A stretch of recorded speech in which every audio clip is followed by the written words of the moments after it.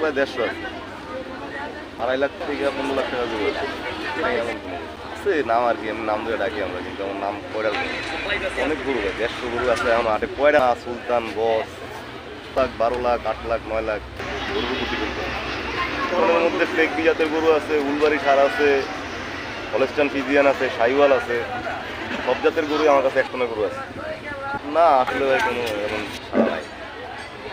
ভাই এই পর্যন্ত গরু বিক্রি করছি প্রায় 40টা, কিন্তু গরু বিক্রি করার দরকার ছিল 400, তাইলে আর কি গরু বেচা কেনা হইতো আর কি।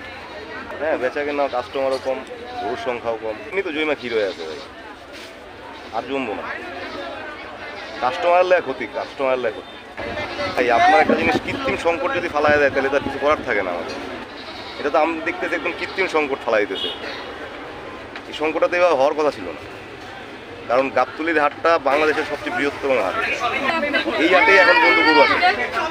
তাহলে আপনার সাধারণ পাবলিকের বোঝা দরকার যে দেশে গরুর পরিমাণ কি পরিমাণ আছে, আর আমরা কি পরিমাণ আসতে চাইতেছি ঢাকায়। আসতে দিতেছে না বলতে কিছু না ভাই, পরিবেশ তো নাই, আমি কোথায় আসবো? আমি রাস্তায় এত টাকার গরু নিয়ে রাস্তায় বেরোবো, ওই রাস্তার রিক্সই তো কেউ নাই। হাটে আইসে হাটে জায়গা নাই, হাটের কোনো শৃঙ্খলা ঠিক নাই, কীভাবে রাখবো ভাই এগুলা? আমি নিয়ে আসছি, প্রথমে ধরেন 10টা নিয়ে আসছি, তারপরে তার সাহস করতে পারতেছি না এখন আমার। এরকম সবার ক্ষেত্রে হচ্ছে এমন। আচ্ছা, এখন গাবতলী হাটেই আছে, ওগুলো সব বিক্রি করার জন্য আনছি, বিক্রি করেই যাবো। সংখ্যাও কম, গরুর সংখ্যাও কম। আচ্ছা, গরুর রেট তো বাড়তেই হয়, গরুর দাম তো কম নাই। খাবারের দাম কম আছে, গরুর খাবারের দাম কম তো না যে আমি গরু খাওয়াইতেছি তাহলে এটার আমার দাম নিব না আমি। যেহেতু খাবারের দাম যেহেতু বাড়তি, গরুর দামও বাড়তি।